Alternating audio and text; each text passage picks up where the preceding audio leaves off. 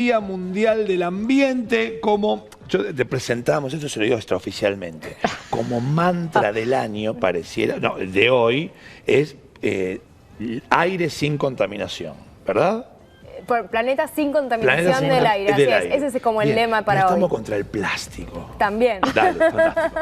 Presentamos a Verónica Odriozola, bióloga y especialista en salud ambiental, y a nuestra compañera Thaís. Muy buenos días. Hola, muchísimas gracias por estar aquí con nosotros. Gracias. Sí, bueno, como bien anticipabas recién, Nacho, hoy es el Día Mundial del Ambiente y vos sabés que desde Naciones Unidas todos los años eligen un tema. El año pasado fue el gran tema de por un planeta sin contaminación por plásticos y yo creo que la campaña tuvo sus efectos importantes hasta el día de hoy. Hasta hace semanas hablábamos acá también en Buenos Aires que se prohibían, ¿no?, los sorbetes. Y este año el foco está puesto en un tema que es de gran importancia si lo analizamos desde el punto de vista de cómo nos afecta a nosotros y que tiene que ver con la contaminación del aire. Tanto desde cómo nosotros somos los responsables que generamos el problema y cómo también el problema nos está afectando, ¿no?, en la salud. Por eso Verónica nos visita, porque ella ha trabajado mucho en esto de justamente el vínculo entre ambiente, contaminación y nuestra salud. ¿Qué te parece esto de que hayan elegido, ¿no?, justamente esta temática para este año?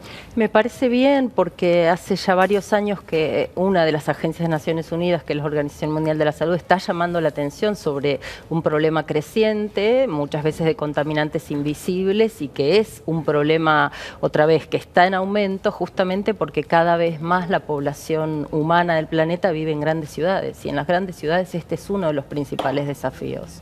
Estamos hablando de una fuente que genera la muerte de más de 7 millones de personas en todo el mundo. Y esto involucra la contaminación del aire exterior, pero también la contaminación del aire interior. Entonces es algo que está bueno, que aunque sea un día como hoy, nos empezamos a preguntar cuáles son las prácticas, cuáles son las políticas públicas, qué podríamos hacer para revertirlo. En Buenos Aires eso, ¿qué resultados da? Bueno, es interesante esa pregunta porque a priori te diría no sé, porque para saberlo hay que tener sistemas de medición. La Ciudad de Buenos Aires tiene apenas unos 4 estaciones de monitoreo que están funcionando, pero no funcionan en tiempo real, o sea, vos vas a internet y no sabés. La última información es del 30 de mayo, ponele. Ajá. Entonces, yo diría, y además es para un número limitado de contaminantes, diría, para algunos contaminantes estamos mejor, claro, que otras ciudades, como Ciudad de México, por ejemplo, o Santiago, pero para otros no tanto, y la verdad es que depende de cada lugar.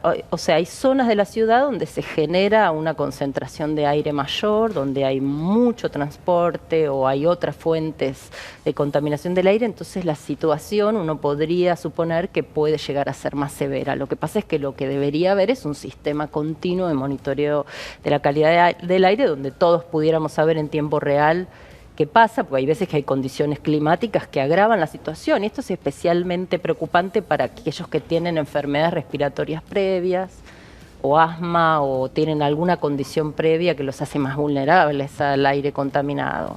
Entonces, que vos sepas que, bueno, tal día capaz que no es buena idea salir a correr. Claro. ¿No? Pero bueno, esto no lo sabemos porque la información se procesa con una semana de tiempo, entonces no podés saber, y esto es importante, tener en vez de seguir agradeciendo porque estamos al lado del río y entonces limpia, tomar medidas. Hoy el gobierno está anunciando ayer que medidas para vender más autos, ¿no? Esto seguramente tendrá sus consecuencias positivas por el tema de la economía, pero desde el punto de vista ambiental es una mala noticia. Claro. Sí, porque ahí hay que entender cuáles son las principales causas, ¿no?, de contaminación del aire. Vos recién mencionabas esto de la contaminación exterior y la contaminación interior. La contaminación interior sería el caso de aquellas casas que por falta de recursos o de infraestructura para calentarse, para tener agua caliente justamente o para calefaccionar, queman madera u otros combustibles adentro de la casa. Eso, si no se realiza con ciertas medidas de seguridad, genera, ¿no?, lo que es una contaminación interior, y que es de una de las que más afecta sobre todo a los niños según la cifra de la Organización Mundial de la Salud. Y la contaminación exterior, que ahí sí sería el caso, por ejemplo, de la Ciudad de Buenos Aires, el transporte es una de las principales fuentes, por eso esto que vos mencionabas de a más autos si no son Más autos contaminantes. eléctricos. Claro, si claro. el subsidio fuese para autos eléctricos, sería una buena noticia para el ambiente. Por lo menos para la contaminación del aire. Para la Claro. contaminación del aire. Sí, siempre recordemos lo que decimos cuando hablamos de movilidad eléctrica, la importancia que la fuente de cuando nosotros enchufemos, lo ideal sería que venga de fuentes renovables, porque si sigue viniendo de la explotación de petróleo, carbono, gas, ahí todavía no hay un impacto. Y también me parece esto interesante que mencionás de, un poco como dice el dicho, la información es poder. Hay en otras ciudades aplicaciones en las que uno en el momento puede ver cómo están las condiciones del aire y en función de eso tomar medidas, ¿no? Ya sea porque uno es asmático o porque hay un nivel de contaminación mayor. En el caso de América Latina, ciudades como Lima o Ciudad de México, ¿no? México últimamente lo viene sufriendo más, ahí también porque el promedio de vehículos, ¿no? por familia es muy alto. Y en relación con lo de la ciudad de Buenos Aires, ¿por qué es importante esto? Vos recién mencionabas de que se analizan algunos componentes y otros no. El año pasado, cuando Greenpeace hizo una campaña acá en Argentina, decía esto de que no hay medidas, por ejemplo, de lo que es el material particulado 2.5, que es uno de los más chiquitos y también de los que más afectan nuestra salud. ¿Eso cuán importante es? Bueno, hoy el gobierno de la ciudad en estas estaciones, pocas estaciones, está midiendo lo que se llama PM10, que es material particulado de 10 micrones, es el tamaño. Pero hoy la literatura científica y las políticas públicas a nivel mundial están prestando más atención a lo que se llama PM2.5, o sea, son más pequeñitas, que tienen, por ser más pequeñitas, se meten más adentro en los pulmones, llegan al torrente sanguíneo, además de las partículas en sí mismas ser un problema para la salud y obstruir los pulmones, también arrastra sustancias químicas tóxicas que están en el aire.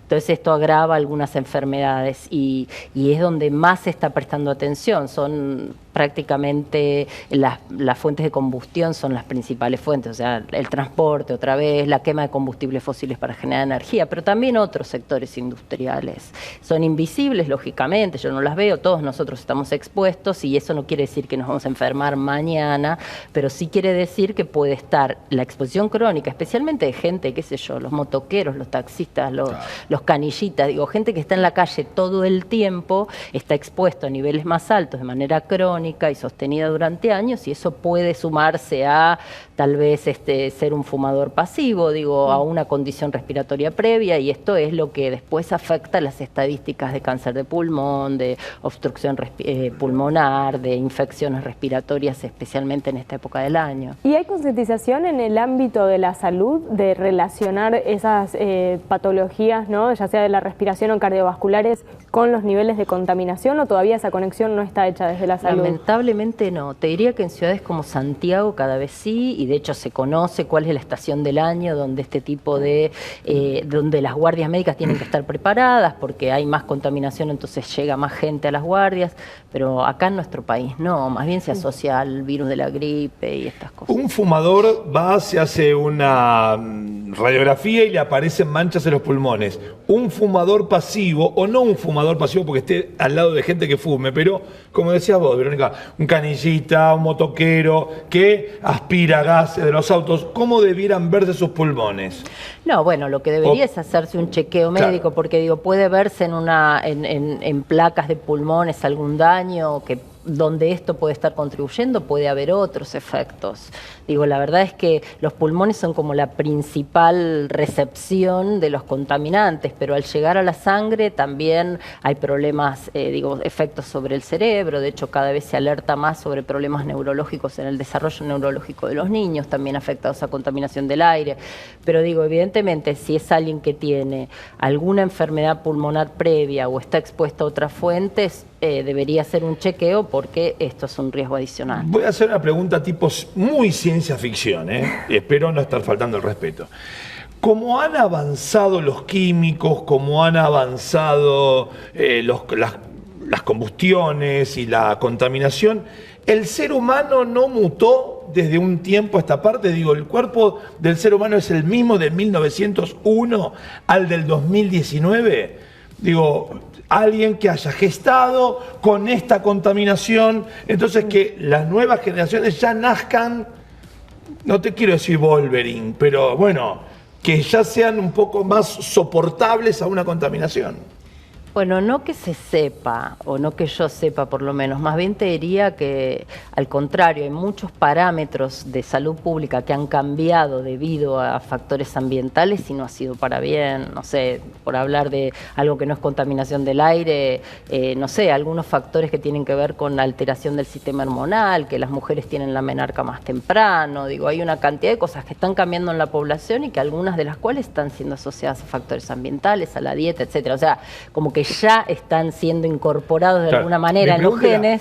Si el mosquito cada vez es más resistente al off, decir, bueno, a ver, nosotros no podemos ser Es más buena la resistentes. pregunta, pero Sí. Yo no pasa creo que todavía. a nivel de resistencia, sí creo que uno se acostumbra a las condiciones del aire en su lugar y quizás nota diferencias cuando va a otro lugar. Ejemplo, las veces que tuve la oportunidad de ir a Ciudad de México, uno siente esa falta de aire permanente. Y quizás de Buenos Aires, cuando vamos a otro lugar más descampado en la provincia, también siente la diferencia, ¿no?